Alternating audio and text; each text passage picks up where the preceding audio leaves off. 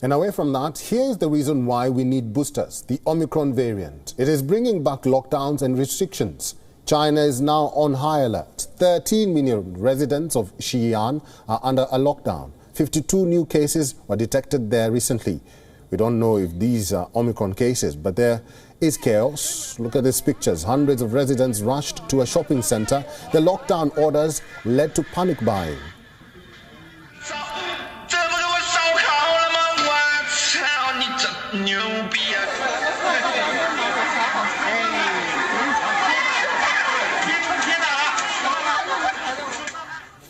Here's why China could be paranoid about its latest outbreak. The West is struggling with Omicron. Health systems in the US, France and Germany are considered the best or the world's best, but they are unable to deal with the latest surge in infections.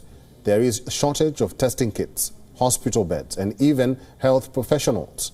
Our next report tells you how Omicron is challenging the West. No, not already. Rapid tests are out of stock. There are long lines at testing sites. And hospitals are at breaking point. The United States is living through another pandemic nightmare. The Omicron variant is spreading fast, and the Biden administration is struggling to keep up. The biggest problem is the shortage of testing kits. They are out of stock at several pharmacies in America. Those who do manage to get one are paying through their nose. A pack of 2 rapid tests is being sold for $20. In some countries, the same test is sold for $1. President Joe Biden is facing tough questions. He admits there is a shortage of testing kits, but claims hospitals are in better shape compared to last year. That isn't the case in Minneapolis.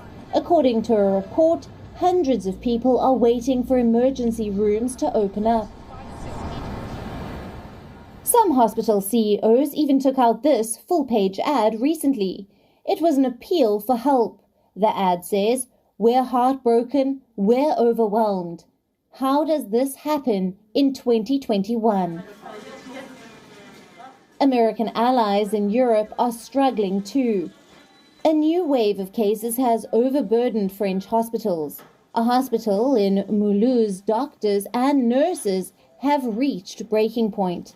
They are overwhelmed by a flood of cases.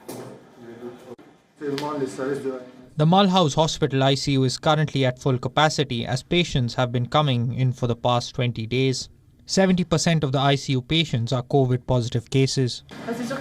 I must say that after 2 years in the same situation, to have a moment of respite like this summer, when we have fewer cases, it allowed us to catch our breath and think that maybe it was the light at the end of the tunnel. But in the end, no. The waves keep coming and hitting us, and the more it goes on, the more tired we get. There is serious shortage of health workers in France. 7 out of 13 regions had to trigger emergency plans.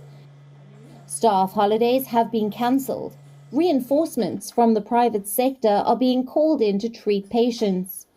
The staffing crisis is affecting the capital city of Paris too. In the Greater Paris hospital system, about 1,000 nursing positions remain vacant. This has forced authorities to close 13% of their beds. Across France, 6% of all hospital beds are unavailable because of staff shortages.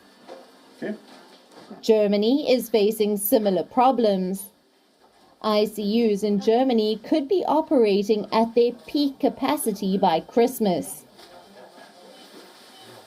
Hospitals may not be ready to handle new patients. German hospitals are struggling to operate all ICU beds.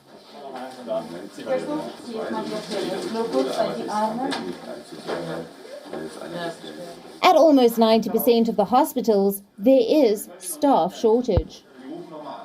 The Western world's poor handling of the pandemic goes far beyond its borders. it can't even get vaccine donations right. In Nigeria, a bulldozer was called to destroy thousands of AstraZeneca shots. The Western nations gave them more than 1 million doses, but the shots had a shelf life of just a few weeks. They came too late, and then they expired. Nigeria had no choice but to destroy the entire stockpile. So far, most countries have relied on the West to dictate the global response, but their plans have failed to deliver, both at home and abroad. The latest Omicron surge shows the world needs a new and better playbook to end this pandemic. Bureau Report, WION World is One. WION is now available in your country. Download the app now and get all the news on the move.